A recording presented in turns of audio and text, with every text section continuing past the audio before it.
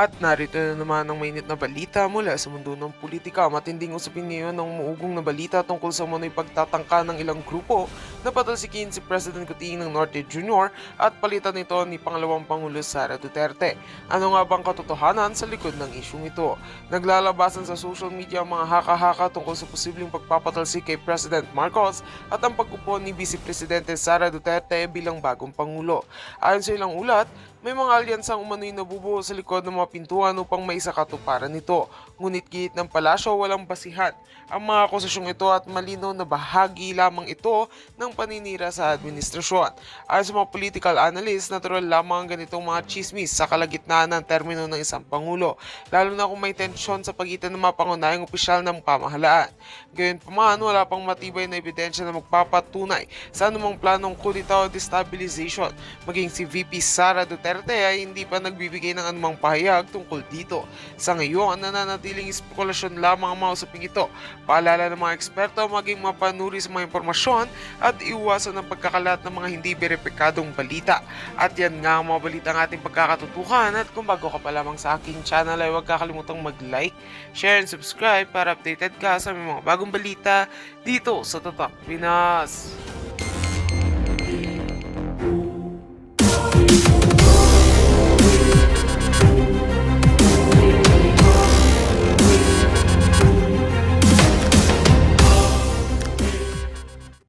Ni VP Sara. Pakinggan po ninyo ang paliwanag ni Spokes Harry Roque dito, kasi kapag lumagpas ng July 1, pwedeng pumalit na si VP Sara kay Kuting, hindi na matapos ni Kuting ang administration niya hanggang 2028, pwede na nga hindi siya makapagsona, pwede na kung makapagsona man hindi na siya makakapag-Christmas ng 2024 sa Kamangyang. God willing. Amen, amen. Okay? At ilalabas na yung mga dapat ilabas, wala nang dapat tumigil, tapos na ang inaantay at maturity panahon. Kapag si VP Sara ay umupo after July 1 or within 2024, kahit next year pa, pwede siyang tumakbo ulit in 2028 hanggang 2034. So yung formula na GMA formula ang tinatawag, si GMA, di ba, na tanggal si ERAP after 3 years, si GMA ang umupo, naka 3 years din, kasi 6 years ang term ng Pangulo eh. Ang naubos lang ni ERAP dahil nag-design siya 3 years. So napapunta kay Madam GMA yung remaining 3 years ni ERAP. After nun, tumakbo si Madam Luring at nanalo ulit. So, naging 9 years po kasi natapos naman ni Madam GMA yung term as president after ERAP. Yung 3 years ni ERAP at saka yung 6 years ni Madam GMA after ERAP, naging 9 years po nating presidente si Madam GMA. Yan po yung inaantay na formula.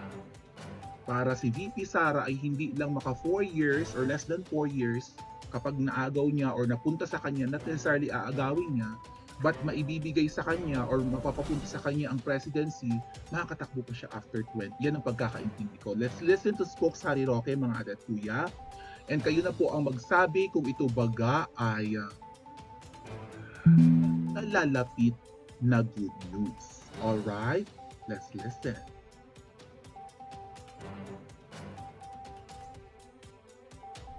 Nipon, attorney, out of topic po, paano ang pag mapatalsik si BBM as president at papalitan ni VP Sara?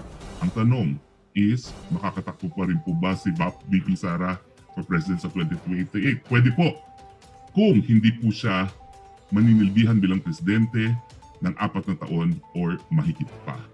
Ibig sabihin, kung siya po ay uupong presidente, dapat matapos po ang July 1. Dahil pagdating po ng July 1, less than 4 years na. Ang prohibition po sa saligang batas, pag siya'y nanilbihan ng 4 na taon o mas mahaba pa, hindi na siya makakatakbo. So, importante po yan July 1. Narinig nyo. Umupo si Kuting noong 2022 ng June 30. Yun yung transition from PRRD, June 30 ng 2022. A month after manalo ni Kuting, di ba nanalo siya Mayo, yung May 11 elections or May 9. So, June 30 ng umaga, si Pangulong Duterte pa yon. A month after ng elections ng 2022. June 30 ng alas 12 pataas, alas 12 ng tanghali hanggang onwards, si Kuting na ang presidente natin. So, nung 2020, nung last year ng June 30, nag 1 year si Kuting. Ngayong paparating na June 30, okay, Mayo ngayon, May 29 na nga sa Pilipinas, isang buwan pa, 2 years na si Kuting. Kailangang hindi umupo si VP Sara hanggang June 30. Dahil kapag ibinagay, napapunta agad kay VP Sara ang presidency, hindi makakatakbo ulit si VP Sara, just like Madam GMA na naging 2 beses na presidente ng Pilipinas kapag naging premature yung pag-upo ni VP Sara. So again, napaka-importante ng July 1 dahil ibig sabihin less than 4 years na yun. Kung mapapunta man kay VP Sara July 1 hanggang December ng 2024 ang posisyon, pwede magiging presidente si VP Sara in less than 4 years o hanggang 2028 at pwede siyang tumakbo sa 2028 at hanggang 2034 natin siyang presidente. Kaya grabe yung gigil nila sa hakbang ng maisog. Baka pagkatapos ng July 1 at may mga hakbang ng maisog pa, magsalita na si VP Sara dyan, mag-participate na. Umattend na nga ng isang beses sa Liwasang Bonifacio. Hindi na nag-speech, di ba? Alam nyo, sa tingin ko, may mga, dahil aminado naman si VP Sara na she's very competitive, tumatanim siguro sa isip ni VP Sara yung pagwawalang hiya sa kanya at hindi man lang siya tinulungan ni Kuting. Alalahan nyo, tinanggalan nyo ng confidential funds, grabe ang paninira. Diba? Hindi man lang kinakampuhan, hindi man lang pinagtatanggol ni Kuting laban sa mga makakaliwang grupo, laban kay Tamba, natanggalan na napilayan si VP Sara sa budget. Diba? Napagkaisahan, walang tulong na ginawa si Kuting. Si Pangulong Duterte, ayan anong ginagawa ngayon sa Davao? Nilagyan ng sangkaterba o isang batalyon sa 44 ngayon doon. Kapatid ni VP Sara na mayor ng Davao, inalisan ng mga mabubuting policemen. Okay, mamaya pag-usapan natin si Mayor Basi pumapalag na kay Kuting. Imposibleng hindi aware si VP Sara sa kawalang hiya ang ginagawa sa tatay niya at sa kanyang kapatid. Even Pastor Quiboloy na kaibigan din ni VP Sara nagtatago. Alangang walang alam si VP Sara sa mga kalokohan ng gobyerno ni Kuting at dahil din sa kalokohan ni Ahas. Imposibleng hindi napanood ni VP Sara ang interview ni Ahas kay Tuning Taerna na bad shot na siya. VP Sara, after July 1, ipakita mo na ang iyong talons. Wala ka mang pangil na katulad ni Butod na isang impacta or damonya, ikaw naman ay agila ng Davao. It's about time to show your talons, VP Sara. Kalmutin, gutay-gutayin kung kinakailangan yung mga malalaki ang tiyan at mga demonyo sa kamangyang. Pati iyang katande mo nung tumakbo ka, alam mong binudol kami niyan. Alam mong grabe ang sakripisyo ng mga DDS for you. Maraming nagkatampuhan ng ibang DDS, si Yorme Isko ang sinuportahan, di ba? Ay inaasahan ng mga ibang DDS noon na si Yorme ang i-endorso ni Pangulong Duterte at never na i-endorso si Kuting. Sumama ang loob ng mga DDS sa iyo, ang iba, kami nagulumihanan, ganyan. Diba, kung sino ang susuportahan dahil ayaw naman ng tatay mo kay Kuting, nga lang at nandyan ka na, suportado ka namin, sumuporta kami kay Kuting. In fact, natuwa ako, pabor sa akin yun dahil dati akong loyalista, pero hindi naman ako bulag at hindi ako loyalista nga. Alam kong palpak ang administrasyon, imposible hindi mo ito nakakita, VP Sara. Baka ang inaantay lang ng maglalabas ng pulburon video na yan ay ang July 1. So Miss Maharlika, alam ko namang busy ka sa iyong tour and whatnot, baka makasilip pa sa channel ko. Kung meron ka mang mahihingan na puting ahas ng video na yan, i-play mo na! Total, may mga threat na gusto kong ipagurgur sa Romanians ng butod na yan, kayo ng distressed mother, ilabas mo na. Kung sino man ang may hawak ng video na yan, i-send nyo na kay Miss Maharlika. I-send nyo na sa SMNI after July 1. Nang magkagulo at mabaliw-baliw ang mga yawa na yan, ang mga baliw naman talaga at hibang sa pera. Tama ba mga ate at kuya? Oh. So kung ano man yung mga kasong isinampa sa UN ng distressed mother ni Miss Maharlika dyan sa US din, laban sa asawa ni Kuting, baka yung mga development niyan ay sooner din. So, ano kaya ang gagawin ni na Ahas para si VP Sara ay ma-impeach? Di ba meron silang mga Sara resign movement? kailangan nilang maputbol si VP Sara bago mag-July 1. Dahil kung hindi nila masisipa si VP Sara, kung hindi nila magurgur, yun na lang ang chance nila, lalasunin nila si VP Sara. VP Sara, mag-ingat ka ha. Baka yung mga kinakain-kain mo dyan sa Kamangyang, may mga alam mo na. Mag-iingat ka. Alam ko, pumapali ang aking mouse. Oh. Dahil pag lumagpas ang July 1, good luck Kuting. Oras mo na. Agree ba kayo mga ate at kuya? Paki-comment po sa comment section at mag-like and subscribe din po kayo. Hold on a second. Sumasablay ang aking mouse, China. Hold on mga ate at kuya. I'll just check my mouse. Hold on a minute.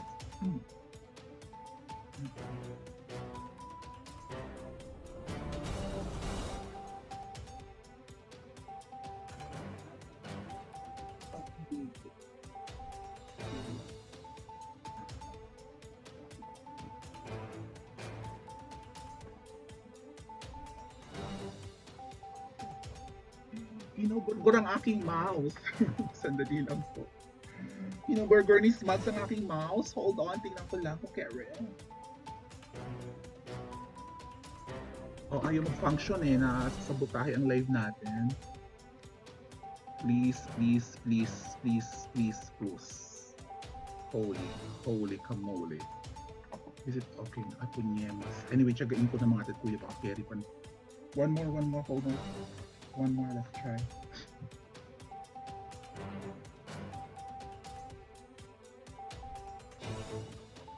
Nagugurgur ang mouse ko. Gumana ka na please. Importante ang daga. Ayun, importante ang daga. Importante ang mouse sa ating... Alright. Silipin ko lang yung mga comments ni Shane. Ayun, medyo okay na.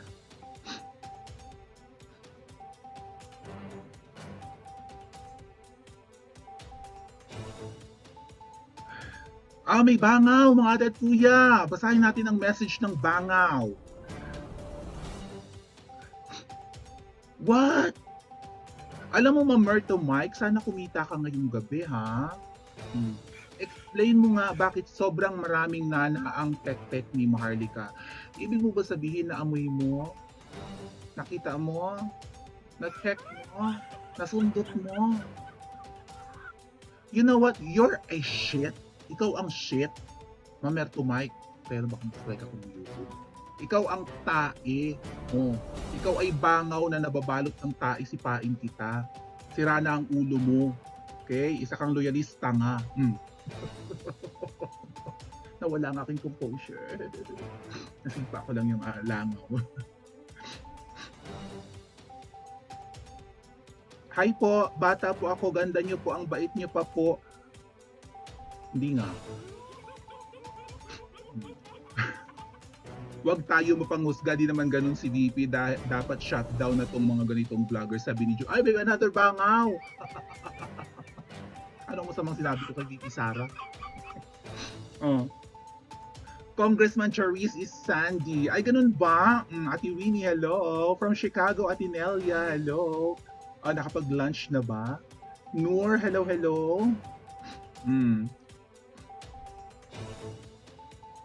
Ate Marga, Ate Susan, Aloya, Ate Iris, hello. Lahat ng mga nanonood sa Princess Maui 2, special mention. Sha Senpai. Ang witty at ang lutong po nung loyalista nga. Ay, sorry naman. Nadulas na. Sabi ko nga nawala yung composure. Nawala yung pagiging nene ko. Ilabas na ang video. Oo nga. Yun na lang siguro ang inaantay mga ate. In favor of... Nga pala mga ate, nabanggit ko na rin yan. Kampanyahan pa lang, alam na ni VP Sara na walang unity. Hindi namin yan nahalata masyado eh. Pero nung pumunta ako na headquarters ni PBBM, nandun naman yung mga bosses ng unity sa headquarters ni Kuting. Wala si VP Sara doon. Walang mga naka-green sa headquarters ni Kuting. Yun pala, nasa kabilang side ng EDSA. Nandun sa may Robinson Building, sa may, what's that again? Cybergate something, katapat ng, sa tawid ng EDSA. Aakyat ka pa ng ng overpass or something, yung sa MTR, yung sa mga Boni Tulay, yun, yung akit ka pa ng Boni Tulay, something, para mapunta yung kay VP Sara na headquarters. Bukod sila, ang laki naman ng building ng headquarters ni Kuting. Walang DDS doon. Walang mga naka-green doon, puro red. Oh. At may mga floor doon na bawal. Hindi kaya doon galing yung third floor studio. May mahiwagang floor doon sa headquarters ni Kuting na bawal pasukin. Nagtatanong lang naman Akyams. Oh.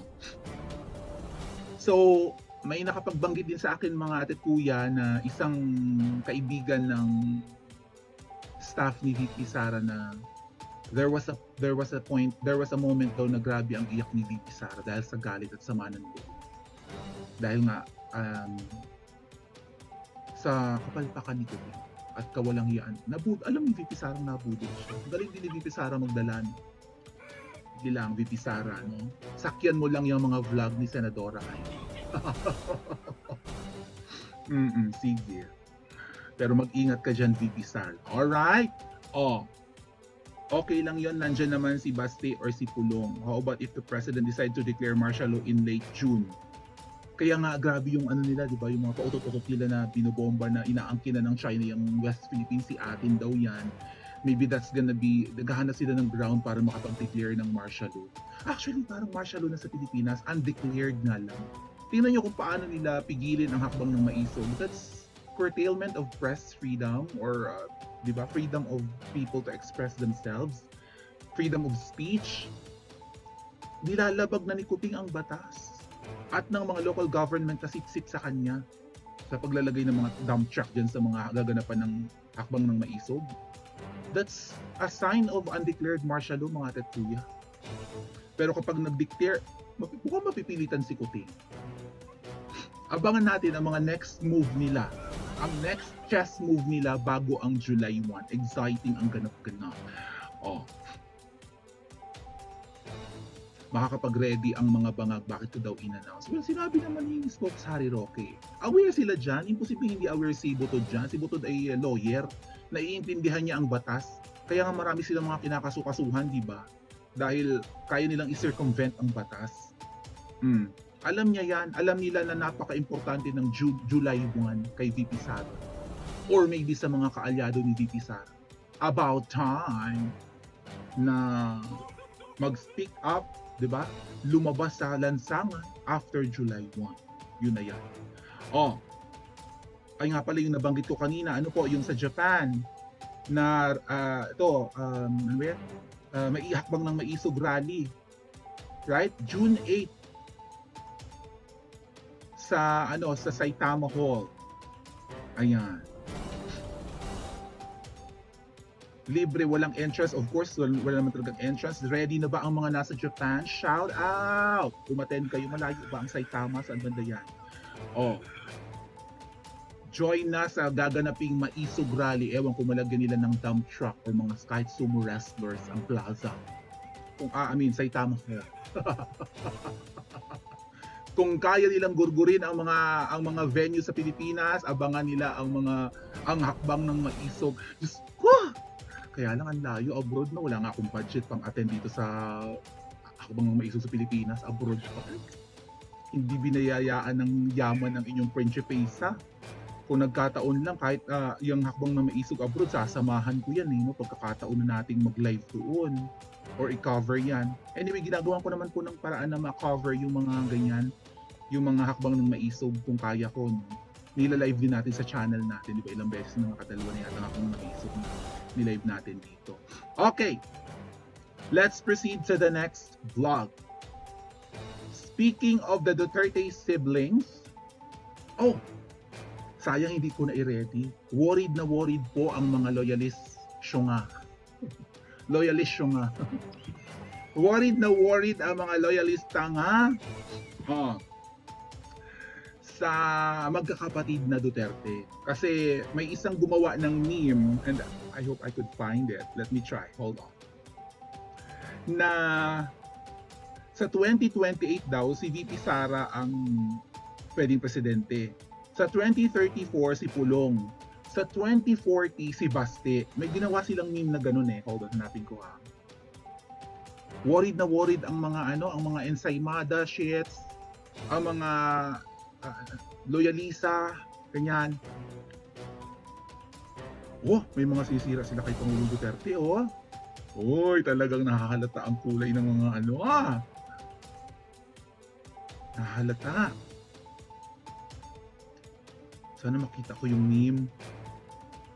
Kaya lang, ang dami lang in-upload ng mga Basta may picture yung magkakapatid na tatlo and ganun nga, yan daw ang plano ng mga Duterte, kamkamin ang Malacanang in 2028, yung magkakapatid ng tatlo. Well, gusto namin yun. Sorry kayo. And speaking of, si Mayor Baste Duterte ng Davao City, pumalag kay Kuting. Alright? Here's my phone.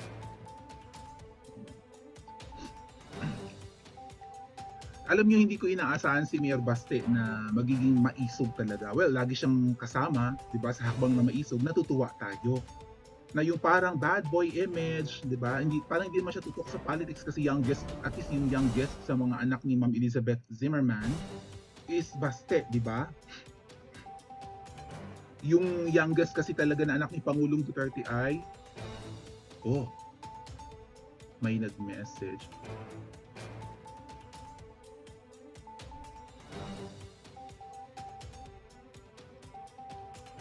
Na puting hito.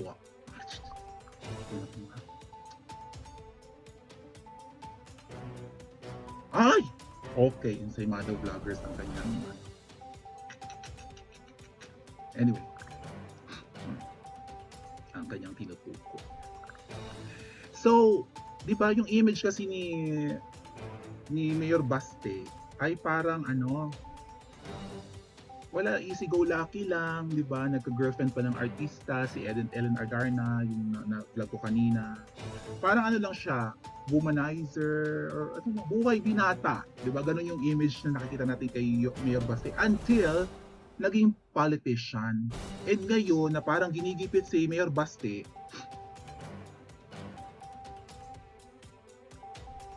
ay lumalabas yung kanyang mga qualities na parang si PRRD rin. Kasi grabe na yung panggigipit. So, pumalag si Mayor Baste na inalis yung mga kapulisan ng Davao City at pinalta ng SAF. Ang sabi, ang balak daw ng mga yan ay gurgurin ang mga Duterte at dakpin si Pastor Quiboloy na nagtatago sa Davao. Ito yung article kanina mga Duterte. Basahin natin.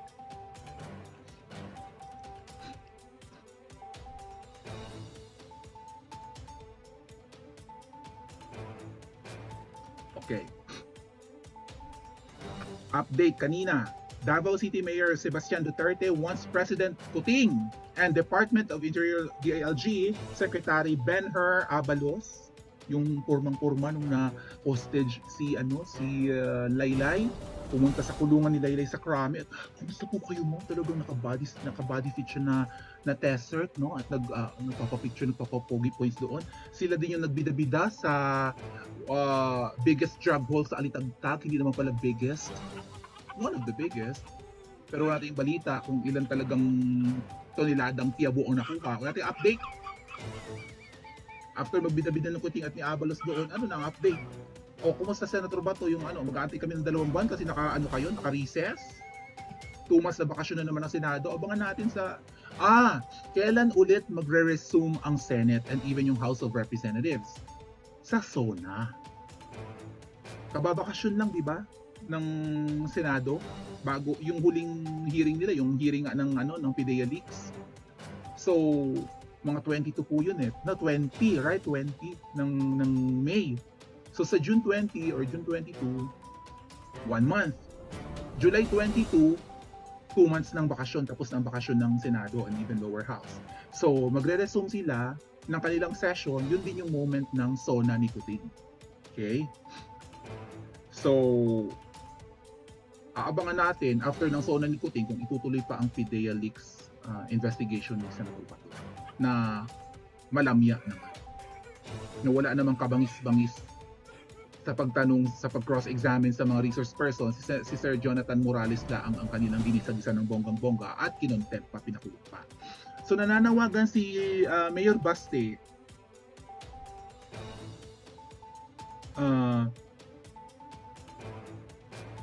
na magkomento sa pagkaka-relieve ng 35 police officers and officials ng Davao City Police Office or DCPO. Magpaliwanag ka ika, Kuting. So si Mayor Baste wants Kuting and DILG Secretary Abalos to comment on the relief of Davao Cops. Magpaliwanag ka, Kuting pa. Ang paliwanag po ng PNP ganito. Bakit inalis yung 35 na magagaling na mga, syempre kaalyado ng mga Duterte yun, yung mga PNP staff, or mga pulis ng Davao. Bakit inalis? Wala namang crisis. Ang sabi po ng paliwanag ng PNP spokes nila na si Jing, sino man yung babaeng parang tumbuyita na pulis, Sintabi, mukha naman talaga siyang tumbuyita. Ang paliwanag, may mga napas lang nga daw na 7 tao, right? Ng mga addict daw nung sa drug war ni Mayor Baste. Kaya nirelieve daw ang lahat ng pulis at pinaltan daw ng SAF. Pero hindi yun ang pahiwatig ng mga mayayabang na ensaymada vloggers at ng mga loyalisa at ng mga bulag na mga Marcos supporters. Alam ng mga supporters ni Butod at ni Kuting na dadakpin si Pastor Quiboloy at baka rin dakpin si PRRD dahil nga, di ba? Guilty na ang sentensya dyan ng ICC kay PRRD, guilty of crime against humanity sa kanyang EJK Kuno, sa kanyang extrajudicial killing ng panahon ng war on drugs ni Pangulong Duterte. So gusto nilang manginig sa takot ang mga Duterte at ang mga taga Davao sa SAF 44 sa SAF kung ilan man yun, ilang batalyon man ang pinadalang SAF or Special Action Force na magagaling po sa enkwentro sa syudad. Yan ang kaiba ng SAF no, sa iba pang I think mga uniformed men, magaling sa enkwentro sa syudad. Kaya yung Fallen 44, hindi sila magaling sa enkwentro sa mga kabukiran at mga ilat-ilat ganoon. Kaya sila napas lang ng mga naka-enkwentro nila ng mga MNLAF, MIL, sino man yun, na mga kapatid nating Muslim, kaya naubos sila sa 44. Hindi sila magaling sa ganung klaseng topography, sa labanan or enkwentro sa kabundukan, kabukiran. Magaling sila sa settings na parang mga urban area or syudad, yung may mga kabahayan, ganun. Magaling sila sa ganyan. So yun ang pinadala doon sa Davao ngayon. Humihingi ng paliwanag ang mayor ng Davao na si Mayor Baste kung bakit ganun ang ginawa ni Kuting at ni Abalos. Walang abi-abiso, walang kung ano man, inalis, nirelieve sa pwesto ang mga kapulisan ng Davao at pinalta ng SAF. Ano ang kanilang balak? Bakit nagkagulatan? Si Kuting nasa Brunei, maang-maangan na naman yan, sabihin wala na naman siyang alam. Kapag may mga ganyang milagrong nangyayari, biglang abroad si Kuting para wala siyang masyadong explaining na gagawin ang magiging palusot niya. Wala akong alam. Katulad nung nangyaring yung gulo sa Senate, nalaman na lang daw niya nung tapos na, nung nakapagpalitan ng Senate President. Hindi daw niya alam na may nanggaganap na karambola and whatnot din sa Senado between Migs and Cheese. Mga pautot. Hindi kaya utak naman si Ahas ng lahat ng yan. Okay. Hindi lang po dyan si Mayor Baste bumanat. Nung nakaraang araw, bumanat-banat din si Mayor Baste kay Kuting, mga ate at kuya. Pumalag din si Yorme Baste kay Kuting sa kanyang paninirang puri kay PRRD na wala raw ginawa sa Davao.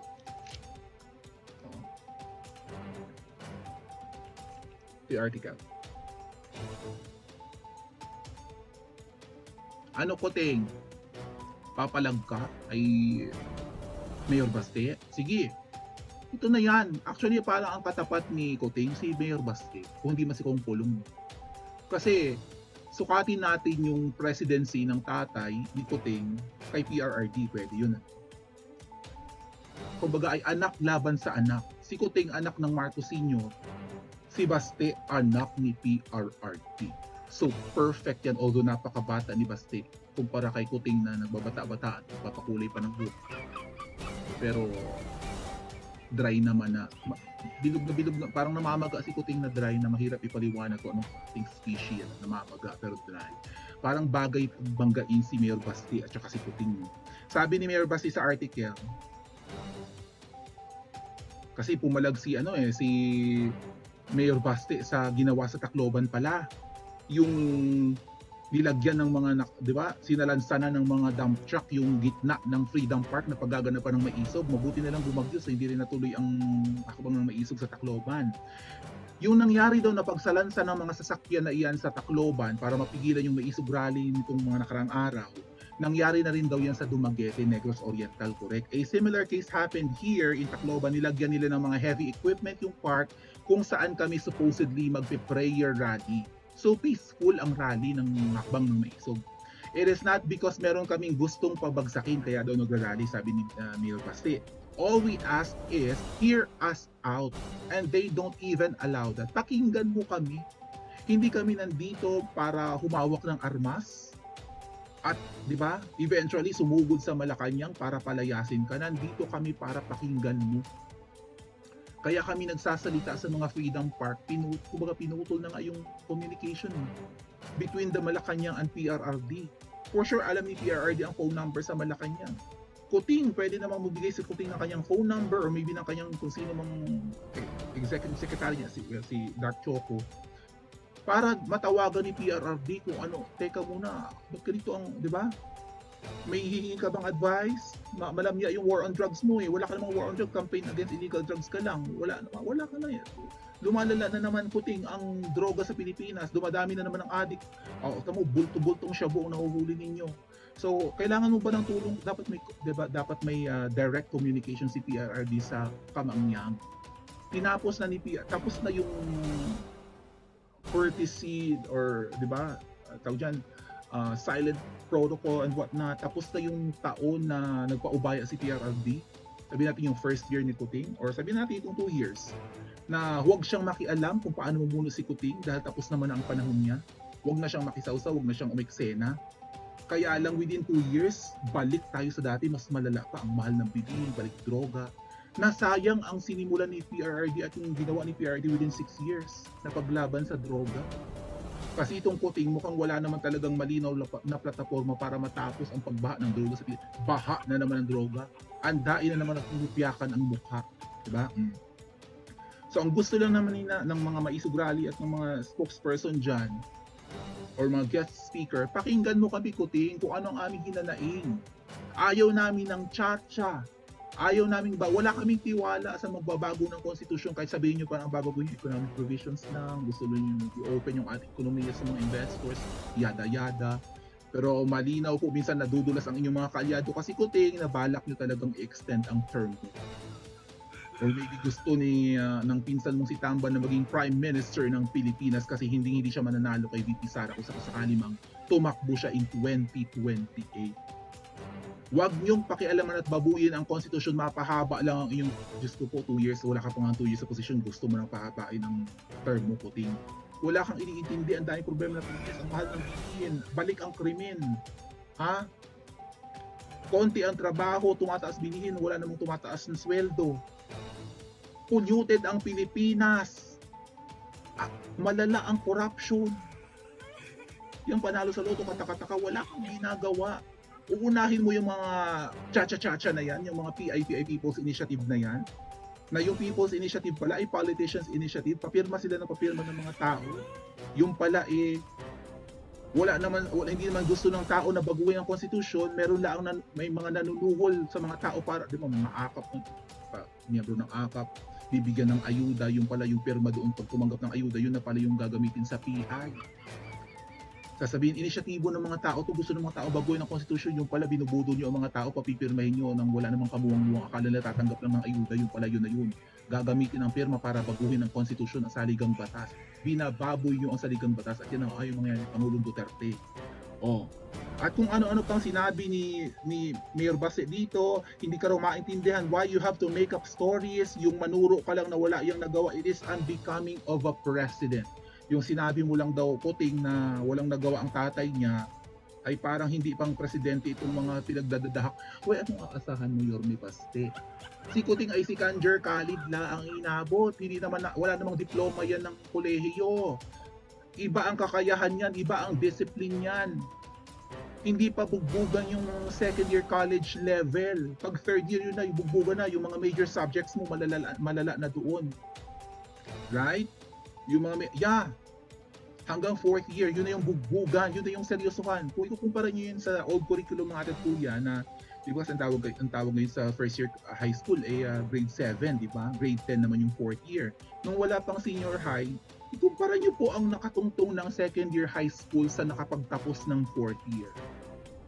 Parang ganyan din yan sa kolehiyo, si Kuting hanggang second year college lang. Kung hindi niya natapos ang pagkokolehiyo, anong pinagagawa niya? Nag-Conservatory of Music pa yan. Anong pagpapasarap ang ginawa? Pinipilit maging rakista, maging singer, sintonado naman. Anong aasahan mo sa lalabas sa bibig ng isang hindi nakapagtapos ng kolehiyo? Yorme Baste, nabudol tayo. Oh. At kung ano, pareho kasing presidential son, so may karapatan si Mayor Baste na batikusin si Kuting. Yan. Oh. Anong pambababo yan mga ate at kuya na ang paggaganapan ng hakbang ng maisog, tambakan nila ng mga sasakyan, isalansa nila doon. Siyempre sasamaan loob ni Mayor Baste. Hindi naman yan mag-aaksaya ng pera, maglibot sa kung saan-saan sa Pilipinas, umattend lang ng, well, at least, di ba, courageous akala siguro nila itong mga ginagawa nilang pananabotahe, pagbili ng tickets ng mga airlines para fully booked. Di ba? Pati siguro yung mga hotels and mga Airbnbs na pwedeng pag-atenan ng mga pupunta dyan sa Tacloban at sa kung saan-saan pang paggaganapan ng hakbang maisip, pinupuli book nila or what. Kunwari may renovation sa airport at kung ano-ano pang pananabotahe, huwag lang dumagsa ang mga guest speakers at ang mga gustong umattend na taga malalayo. Alam nyo, hindi yan ang tamang solusyon, Kuting. Para ka magtagumpay sa termino mo, pakinggan mo ang sinasabi at panawagan ng mga Pilipino. Huwag mong pigilin, huwag mong patahimikin. Hindi mo sinusolusyonan ang problema ng Pilipinas. Binubusalan mo lang, lalo lang lumalala. At habang inaapi mo or, di ba, pinipigil mo ang mga Duterte, ginugurgur nyo, and wag naman sanang eventually gurgurin nyo talaga, lasunin, sagasaan, bangbangin. Tidik sa landas ni Kuting at ahas ang mga Duterte, malinaw yan mga adet. Si Pastor Quiboloy, casualty lang yan, di ba? Oh, SMNI, casualty lang yan ng pagpapatahimik na kay PRRD. May program kasi si PRRD, di ba, sa SMNI. Oh, una si-suspend yun ng MTRC bet kung ano pa mo. Eventually, tinanggalan na ng prangkisa. Parang indefinite suspension na ngayon. Hindi pa naman tinatanggal. Parang indefinite suspension po ang SMNI. Na platform ni PRRD, yung gikan sa masa. At least napapakinggan sila. Walang nag-i-interview media kay PRRD, mga ate at kuya. Right? Kahit yumaw-yaw si PRRD, magpa-press con, ganyan-ganyan. Magsalita sa hakbang ng maisog na hindi binabalita ng media.